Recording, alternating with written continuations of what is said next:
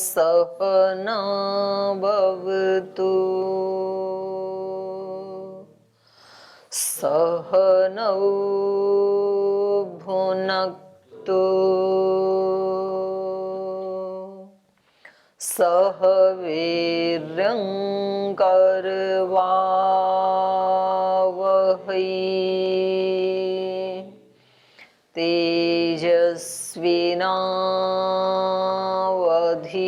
तेजस्विनावधीतमस्तु मा विद्विषावहै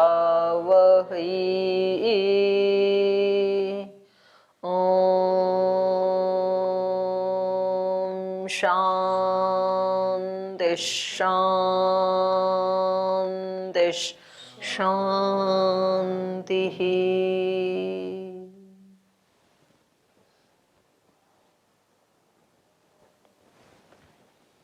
सूत्र पाठ। अथ चतुर्थोऽध्याय द्वितीयः पादः। वाङ् मनसि दर्शनात् शब्दाच्च अत एव च सर्वाण्यनु तन्मनः प्राण उत्तरात् सोऽध्यक्षे तदुपगमादिभ्यः भूतेषु तच्छ्रुतेः नैकस्मिन् दर्शयतो हि समानाचास्युपक्रमाद् अमृतत्वं चानुपोष्य तदापि ते संसारव्यपदेशात् सूक्ष्मं प्रमाणतश्च तथोपलब्धेः नोपमर्देनातः अस्यैव चोपपत्तेरेष ऊष्मा प्रतिषेधादिति चेन्न शारीरात् स्पष्टो हि एकेषां स्मर्यते च तानि परे तथा ह्याः अविभागो वचनात् तदोकोग्रज्वलनं तत्प्रकाशातिद्वारो विद्यासामर्थ्यात् तच्छेषगत्यनुस्मृतियोगाच्च हार्दानुगृहीतः शताधिकया रश्म्यानुसारी निशिनेति चेन्न सम्बन्धस्य यावद्देहभावित्वात् दर्शयति च अतश्चायनेऽपि दक्षिणे योगिनः प्रति च स्मर्यते स्मार्ते चैते इति द्वितीयः। तो चलिए वेदांत दर्शन के चतुर्थ अध्याय का द्वितीय पाद आज हम प्रारंभ करेंगे। प्रथम पाद में मोक्ष तक इन्होंने हमारे को पहुंचा दिया था। जो भी हम उपासना आदि करते हैं इसमें दो बात मुख्य रूप से बताई पहले वाले पाद में कि एक तो जो भी शास्त्र का उपदेश है उसकी आवृत्ति बार बार करनी चाहिए, असकृत होनी चाहिए। और ऐसे ही उपासना में भी ईश्वर के गुणों का आवृत्ति होनी चाहिए। अलग अलग गुणों का जब हम ध्यान करते हैं तो वो उपासना में फिर सरसता बनी रहती है। नहीं तो हमारे मन को एक ही एक शब्द, एक ही एक अर्थ को बोलते बोलते ना फिर वो हैबिचुअल हो जाता है, तो उसमें नयापन नहीं आ पाता है। कहाँ करें ये उपासना? तो बताया कि जहाँ आपका चित्त एकाग्र हो वहीं उपासना कर लेनी चाहिए, कोई स्थान का खास नियम नहीं है। और कब तक करनी चाहिए? तो इन्होंने कहा मरण पर्यंत, आप्रायणात् तत्रपि दृष्टम। और जब मरण पर्यंत करते करते एक जन्म में, दो जन्म में या कितने भी जन्म में जब उस ब्रह्म की प्राप्ति हो जाती है, तद अधिगमे, उस ब्रह्म की प्राप्ति हो जाने पर, ये ब्रह्म उपासना आदि क्या है? साधन है उसके अधिगम के। जब उसकी प्राप्ति हो जाती है तो दो कार्य होते हैं। हमारे पीछे के जितने भी धर्म या अधर्म है, पाप पुण्य है, उन सब का नाश हो जाता है और आगे के बनते नहीं है। तद अधिगमे उत्तर पूर्व अघयो अश्लेष विनाशौ, पहले वालों का नाश हो जाता है, चाहे वो पुण्य थे या पाप थे, और आगे वाले बनते नहीं हैं। और एक बात और इसके साथ बता दी कि जिन प्रारब्ध कर्मों ने अपना फल देना प्रारंभ कर दिया उनका नाश नहीं होता है, वो तो अपना फल दे करके ही नष्ट होते हैं। माने इस जन्म के साथ ही जिन प्रारब्ध कर्मों ने अपना फल देना शुरू कर दिया तो उनका नाश नहीं होता है, वो अपना फल दे करके ही जाते हैं।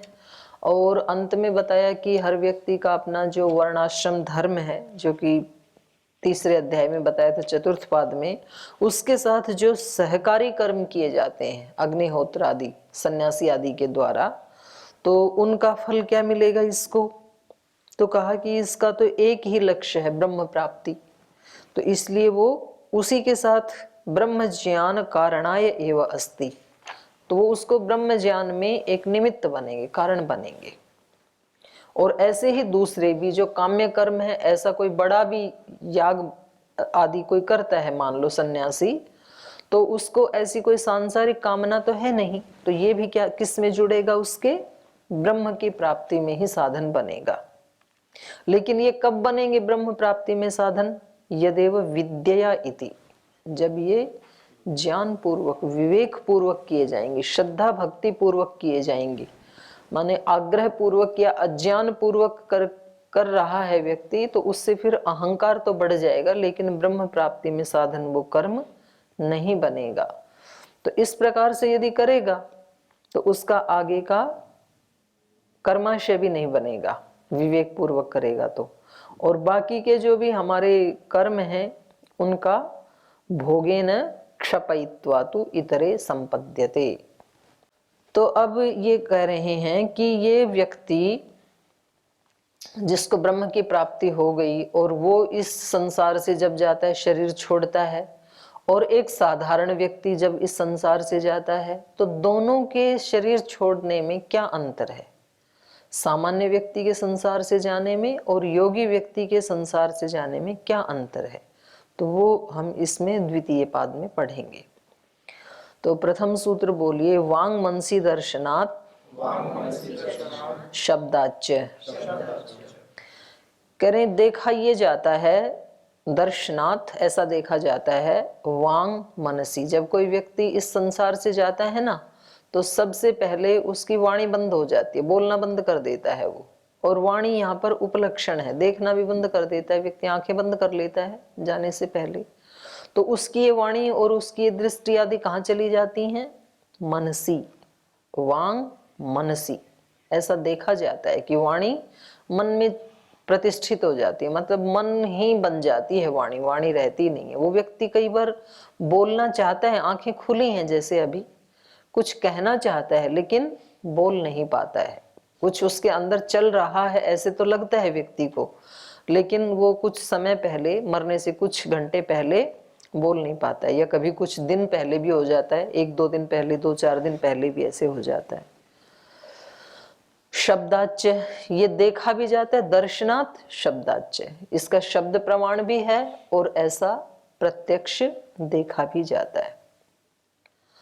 वाग इंद्रियम मनसी संपद्यते, संपद्यते मीन्स संगच्छते, संगच्छते को खोला, सांगत्यम आपनोति, जो वाक इंद्रिय है वो मन के साथ संगति को प्राप्त कर लेती है, मन में चली जाती है, मन में लीन हो जाती है वाणी। संपद्यते तो प्रक्रियते अनंतरात पूर्व सूत्रात। बोले यहाँ पर संपद्यते अर्थ कैसे किया आपने? तो कह रहे हैं पिछले सूत्र में था ना जो भोगेन तु इतरे क्षपयित्वा संपद्यते, तो वहां से संपद्यते को यहाँ प्रक्रियते प्रकरण में लाया जा रहा है। संपद्यते तो प्रक्रियते अनंतरात पूर्व सूत्रात, ठीक इससे पहले वाले सूत्र से। कदा कथम इति च म्रियमाणस्य इति तावत यावत। बोले ये कब हो जाता है, वाणी कब मन में चली जाती है, कदा, और कथम कैसे चली जाती है?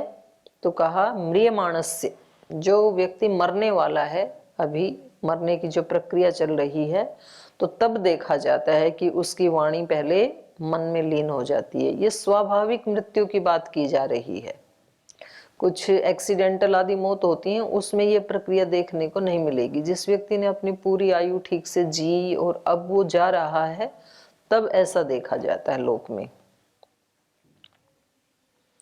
तो कह रहे हैं कुतः दर्शनात् शब्दाच्य, दर्शनात् खलु लोके, लोके दर्शनात्, दर्शनात् का मतलब है लोक में ऐसे देखा जाता है। अवलोक्यते ही लोके यो ही म्रियमाणो भवति तस्य वाग वृत्ति मनसी समाप्यते। लोक में ऐसे देखा जाता है कि जो मरने वाला व्यक्ति है उसकी वाणी की वृत्ति मन में लीन हो जाती है। मनसी समाप्यते वक्तुम इच्छनपि न वक्तुम पारयति, कुछ बोलना चाहता है, कुछ बताना चाहता है, लेकिन बोल नहीं पाता है। तो आजकल तो लोग लिखवा लेते हैं कि बोल नहीं पा रहे हो तो लिख दो, पर यदि किसी को लिखना ना आए तो हो सकता है वो कुछ अपने जीवन का सार बताना चाहता हो कि मैंने ऐसे किया, तुम ऐसे मत करना, या तुम ऐसे करना, ऐसे कुछ कहना चाहता है वो। क्योंकि कहते हैं कि जब व्यक्ति मरने लगता है ना, तो पूरे जीवन का उसकी जो जीवन की फिल्म थी वो एकदम उसके दिमाग में ऐसे कैमरे की तरह से सामने आ जाती है, सारा आ जाता है शुरू से अंत तक, जो कुछ उसने किया था, अच्छा या बुरा। और यदि इसमें अच्छाई की अधिकता रही तो वो प्रसन्नता पूर्वक प्रयाण करने की तैयारी करता है, तो वैसी ही योनि मिलेगी उसको आगे। और यदि कुछ उससे त्रुटि हुई और वहां उसका मन अटक गया तो फिर आगे उसको वैसी ही गति मिलेगी। तो अंतिम जो चिंतन आएगा इसमें, ऐसे अंतिम समय जैसा ज्ञान होता है व्यक्ति का और जैसे उसके कर्म रहे हैं, वैसा ही उसका अगला जन्म होता है। तो इसलिए मरते समय वो सुनाते हैं ना, गरुड़ पुराण आदि, कोई भागवत सुनाते हैं, कोई गायत्री मंत्र का जाप करते हैं कि भाई इनका ध्यान इधर आ जाए। लेकिन ध्यान ऐसे आता है क्या? नहीं आता है। कितना ही सुना लो, वो तो मरने के समय की बात छोड़ो, जीते जीते अभी भी नहीं होता है। यदि हमारे संस्कार नहीं है तो कोई कुछ सुनाता रहे, हमारा ध्यान उधर जाएगा ही नहीं, हमें अच्छा लगेगा ही नहीं। हमें अच्छा वही लगेगा जिन संस्कारों में हम जीते हैं, हमारे जो संस्कार हैं जैसे हैं। उनको उसमें सुनाई भी तो नहीं देगा ना? नहीं, सुनाई तो देता है पर वो उनको रुचता नहीं है। काम तो काम कर रहे हैं लेकिन उसके अंदर तो कुछ और ही चल रहा है जीवन भर का जो उसके अभ्यास रहे, तो उसको वो सुहाता भी नहीं है, उसको रुचता भी नहीं है। तो कह रहे हैं वैसा वाग वृत्तिर मनसी समाप्यते वक्तुम इच्छनपि न वक्तुम पारयति तथा च शब्दात् शास्त्र वचनादपि गम्यते। तो ऐसा शास्त्र वचन से भी छंदोगोपनिषद का प्रमाण दे रहे हैं। अस्य सौम्य पुरुषस्य प्रयतः वांग मनसी संपद्यते मनः प्राणे संपद्यते।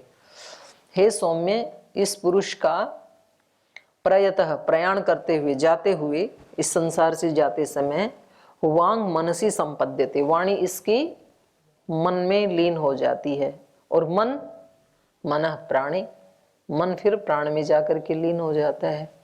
तो इससे पता लग रहा है कि मन जो है ये भी प्राण में लीन हो जाता है। अस्तु तावत, तो अब इसके लिए पूछ रहे हैं वाचो मनसी सांगत्यम संवेशो वा तर्हि अन्येषाम इंद्रियाणाम तदानीम का गति ही स्यात्। करें ठीक है, वाणी तो मन में सांगत्यम संवेशो वा प्रवेश कर जाती है, उसके साथ लीन हो जाती है, संगति को प्राप्त कर लेती है।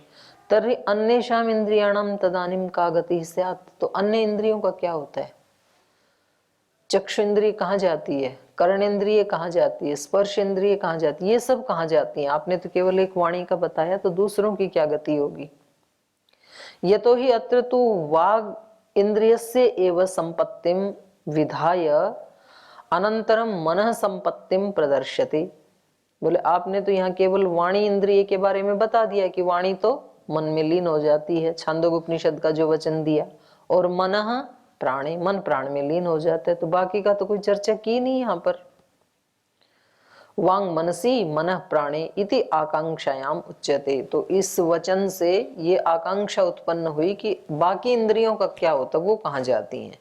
तो उसके लिए दूसरा सूत्र बता रहे हैं, अतएव सर्वाण्यनु। कह रहे हैं अतः माने वाणी से ही, जैसे वाणी के बारे में बताया तो इस वाणी से ही समझ लेना चाहिए। अतएव सर्वाणी अनु, सारी इंद्रियां वाणी के साथ साथ ही लीन होती हैं। जैसे वाणी मन में लीन होती है वैसे ही दृष्टि भी मन में लीन होती है, वैसे ही स्पर्श इंद्रिय भी, वैसे ही श्रोत्रेंद्रिय भी, सारी इंद्रियां उसी का अनुसरण करती हैं, वाणी का ही, तो सब मन में ही लीन हो जाती हैं। अतएव सर्वाणी अनु, अतः माने वाच्य एव, वाणी के हेतु से ही वाग इंद्रियाद एव अनुमंतव्यम अनुगंतव्यम। इस वाणी इंद्रिय का ही वो अनुगमन करती हैं, ऐसा मान लेना चाहिए। यत् सर्वाणि इंद्रियाणि मनसी संपद्यन्ते, बोले जैसे वाणी जा रही है तो वाणी सबका उपलक्षण है, तो सारी ही इंद्रियां मन में संपद्यन्ते, संपद्यन्ते को खोला संविशंति, प्रवेश कर जाती हैं। दृश्यते ही लोके, लोक में देखा जाता है। वागिंद्रियस्य वृत्त्यु परमात् अन्येषाम अपि क्रमशः व्यापार निरोधो जायते। लोक में देखा जाता है वाग इंद्रियस्य वृत्ति उपरमात्, वाणी रूपी जो इंद्रिय है उसकी वृत्ति का उपरम होने पर, माने जब वाणी बोल नहीं पाती है तो अन्येषाम अपि क्रमशः व्यापार निरोध हो जाए, तो दूसरियों का भी क्रमशः फिर व्यापार निरोध होता ही चला जाता है। पहले व्यक्ति क्या करता है, आंखें खुली हैं, कुछ बोलना चाहता है लेकिन बोल नहीं पाता है, तो उसके घर वाले पूछते हैं कि बोलो बोलो, आप कुछ कहना चाह रहे हो, कोशिश करो कहने की, तो फिर वो हाथ हिला देता है कि नहीं कह पा रहा हूँ, और थोड़ी देर के बाद उसकी आंखें भी बंद हो जाती हैं। तो जब वाणी बोल नहीं पा रही, आंखें भी बंद हो गई, तो घर वाले फिर कुछ उसको झकझोरना चाहते हैं, कुछ बोलते हैं कि बोलो बोलो कुछ, फिर वो सुन भी नहीं पाता है, उसके ऊपर कोई असर नहीं होता उनके बोलने का। तो पहले वाणी गली चली गई, फिर उसकी दृष्टि भी चली गई, फिर उसकी श्रोत्र इंद्रिय भी चली गई, फिर उसको हिलाते हैं तो स्पर्श का भी उसको पता नहीं चल पाता है, स्पर्श इंद्रिय भी चली गई। तो सारी इंद्रियां ऐसे क्रमशः चली जाती हैं मन में, और व्यक्ति और कहते हैं कि भाई इसकी नाड़ी तो चल रही है अभी, क्योंकि डाउट होता है उस समय कि मर गया कि नहीं मरा है एक क्षण का, तो बोले नहीं प्राण तो है अभी। फिर शरीर को देखते हैं कि प्राण, शरीर गर्म है अभी, क्योंकि सारे निकलने के बाद शरीर क्या हो जाएगा, ठंडा। तो कह रहे हैं कि इन क्रमशः इन सभी इंद्रियों की वृत्ति का उपरम हो जाता है, व्यापार निरोधो जायते। तथा च अन्यत्र उपनिषदि स्पष्टते अपि, तो यद्यपि यहाँ छांदोग्य उपनिषद के 6-8-6 में तो नहीं बताया, लेकिन प्रश्नोपनिषद में इसको स्पष्ट किया है। वहां पर कहा तस्माद् उपशांत तेजाः पुनर्भवम इंद्रियैः मनसी संपद्यमानैः, तो यहाँ पर बहुवचन आ गया ना, इंद्रियैः आ गया। तस्मात्, जब सारी इंद्रियां अंदर चली जाती हैं, मन में लीन हो जाती हैं, और मन प्राण में लीन हो जाता है, तस्मात् उपशांत तेजाः, उसके बाद तेज उपशांत हो जाते हैं। माने सारी इंद्रियां भी तो तेज रूप थी ना, तो वो सारे तेज उपशांत हो जाते हैं। किसके लिए, पुनर्भवम, अगले जन्म के लिए। इंद्रियैः मनसी संपद्यमानैः, सारी इंद्रियां मन में प्रवेश कर जाती हैं, और ये सारी इंद्रियों के तेज जो हैं वो शांत हो जाते हैं। तो सारी इंद्रियां फिर मन में और मन प्राण में। तो उसी को अगले सूत्र में कह रहे हैं, तन्मनः प्राणः उत्तरात्, तत् मनः प्राणे, यस्मिन् मनसि सर्वाणि वागादि इंद्रियाणि संपद्यन्ते संविशन्ति, तत् खलु मनः प्राणे संपद्यते। जिस मन में सर्वाणी वाग आदि इंद्रियाणी संपद्यन्ते, वाणी आदि सभी इंद्रियां जिस मन में प्रवेश कर जाती हैं, लीन हो जाती हैं, तत्खलु मनः, सारी इंद्रियों सहित वो मन प्राणे संपद्यते, वो फिर प्राण में लीन हो जाता है।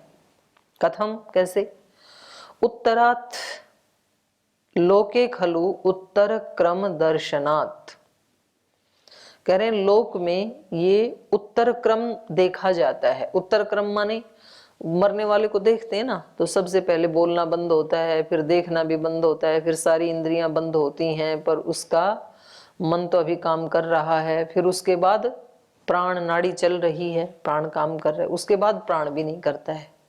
तो इससे ये क्रम देखा जाता है उत्तरोत्तर वाला। तो लोके खलु उत्तर क्रम दर्शनात् अथच शास्त्रस्य उत्तर वचनात्, और शास्त्र के भी उत्तर वचन से ये बात स्पष्ट होती है। शास्त्र में क्या है, दृश्यते ही लोके, पहले लोक में देखा जाता है, प्राण निस्सरण अवसरे मूर्छा अचेतनता व संजायते, जब प्राण निकलने वाले होते हैं तो इंद्रियां किस में लीन हो गई, मन में, और मन प्राण में। तो जब प्राण में लीन हो जाता है तो ये व्यक्ति मूर्छित सा हो जाता है। नाड़ी तो चल रही है लेकिन व्यक्ति क्या है, मूर्छित। तो इससे पता लगा कि अब मन भी काम नहीं कर रहा है। प्राण निस्सरण अवसरे मूर्छा अचेतनता व संजायते तथा शास्त्रे च, और ऐसे ही मन में, शास्त्र में भी बताया, मनः प्राणे संपद्यते, मन जो है वो प्राण में प्रवेश कर जाता है। और फिर प्राण कहाँ जाता है, तो आगे कहा स्वध्यक्षे तदुपगमादिभ्य, करें स अध्यक्षे, वो जो प्राण है वो अध्यक्ष में, माने उस प्राण के भी प्राण में, क्योंकि प्राण का भी एक मुख्य प्राण है ना, प्राणों का भी प्राण, तो वो फिर मुख्य प्राण में, अपने अध्यक्ष प्राण में, तद उपगमादिभ्य, उसकी उपलब्धि आदि हेतुओं से ये पता चलता है कि वो भी अपने अध्यक्ष प्राण में लीन हो जाता है। स प्राणन शक्तिमान मुख्य प्राणों अध्यक्षे तेजसात्मके तेजस स्वरूपे, वो उसमें लीन हो जाता है जो प्राण शक्ति वाला है। इन सब प्राणों का भी जो प्राण है, मुख्य प्राण, उस अध्यक्ष प्राण में लीन हो जाता है। और वो कैसा है, तेजसात्मके, तेजस स्वरूप है वो, तेजस स्वरूपे प्राण तेजसी, प्राण तेजसी संपद्यते संविशति, प्राण जो है वो तेज में प्रवेश कर जाता है, मुख्य प्राण में प्रवेश कर जाता है। कथम प्रतीयते, तद उपगमादिभ्य तस्य उपलब्ध्यादिभ्यो हेतुभ्यः, उसकी उपलब्धि के हेतु मिलते हैं, तो उससे पता लगा। क्या हेतु मिला, तो बृहदारण्यक का वो प्रमाण दे रहे हैं। उक्तम ही एवं एव इमं आत्मानं अंतकाले सर्वे प्राणा अभिसमायन्ति यत्र एतत् ऊर्ध्वश्वासी भवति। कह रहे इस प्रकार से एवं एव, जैसे वाणी मन में, मन प्राण में ये जो प्रक्रिया चल रही थी, एवं एव उसी प्रकार से ये लास्ट में जो तेज था मुख्य प्राण, इमम आत्मानम अंतकाले, अंतकाल में ये जो तेज है ये फिर आत्मा में अंतकाल में प्रवेश कर जाता है। सर्वे प्राणा अभिसमायन्ति, तो सभी प्राण उस तेज स्वरूप अध्यक्ष प्राण में समावेश कर जाते हैं, प्रवेश कर जाते हैं।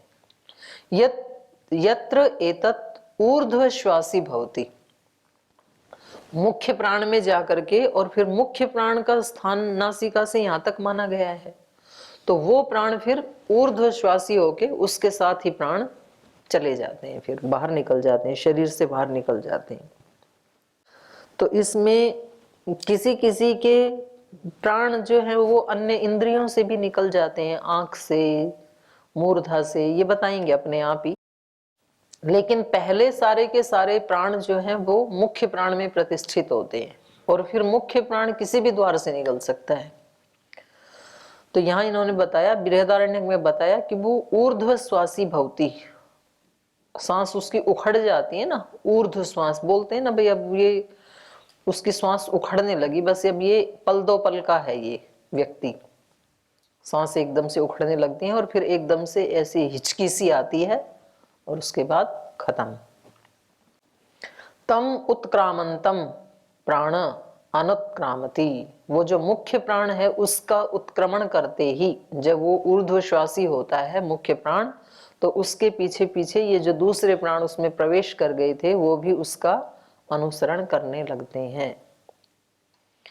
तेजो ही आत्मगुणः ऊष्माख्यः येन शरीर ऊष्मायते, तो कह रहे हैं तेजो ही आत्मगुणः, तेज में प्रवेश किए थे ना प्राण, तो कह रहे हैं ये तेज क्या है, तो ये आत्मा का ही एक गुण माना है। तेजो ही आत्मगुणः, तेज आत्मा का गुण है। ऊष्माख्य, उस तेज को ही क्या कहते हैं, ऊष्मा। ये न शरीर ऊष्मायते, उसी के कारण शरीर गर्म रहता है। कितनी भी ठंडी है अभी बेशक बाहर, लेकिन हमारे शरीर का टेम्परेचर उतना ही है, गर्म है हमारा शरीर, उतना ठंडा नहीं होता है। कितनी भी आप हिमालय में भी चले जाओ जी, तो ये ऊष्मा किसकी है?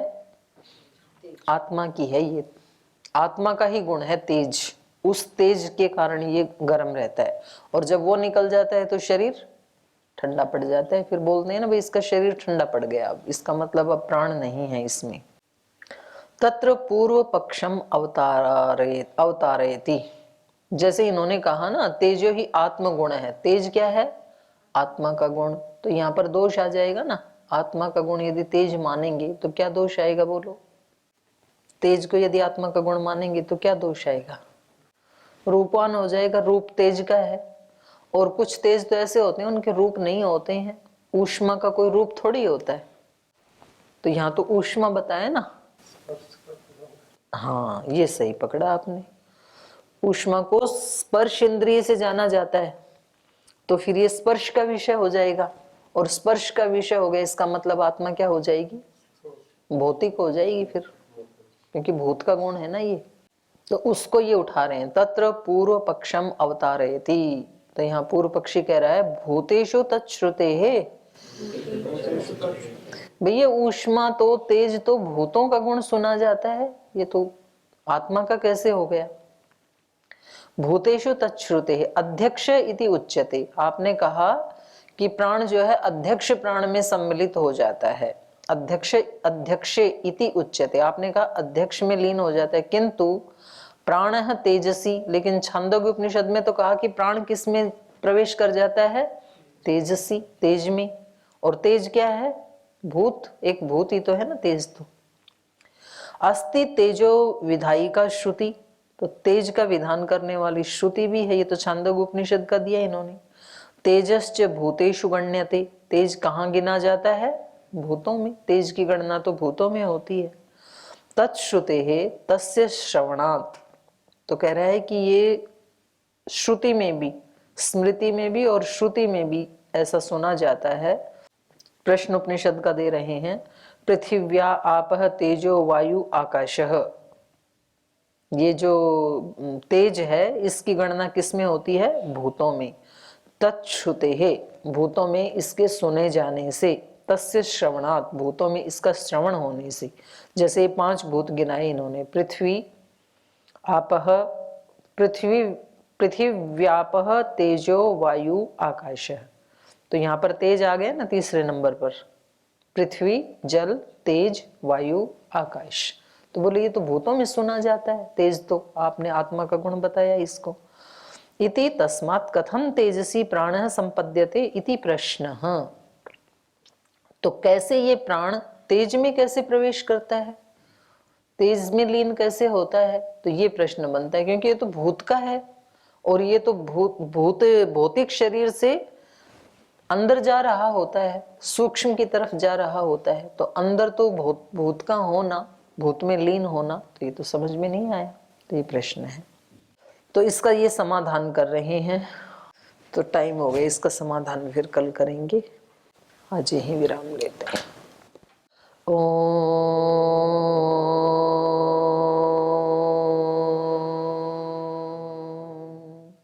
शांति शांति शांति।